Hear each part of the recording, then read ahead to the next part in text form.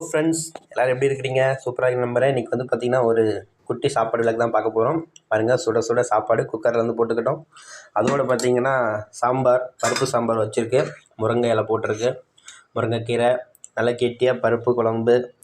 நீங்களும் இந்த மாதிரி கெட்டியாக முருங்கைக்கீரைலாம் போட்டு சாப்பாடு சமைச்சிருக்கீங்களா, சாப்பிட்ருக்கீங்களான்னு சொல்லுங்கள். நெக்ஸ்ட் அடுத்து பார்த்திங்கன்னா இன்னும் இந்த 2 பாத்திரத்தில் என்ன இருக்குது அதுவும் என்னென்னு பார்த்துருவோம்.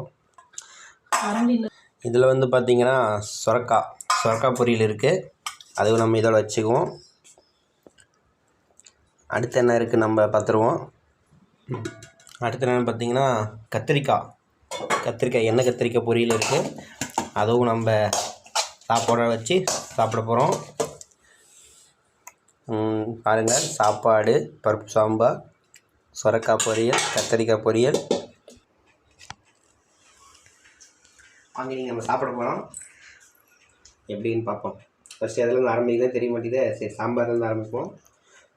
சூடாக இருக்குது, ஆள் பாருங்க.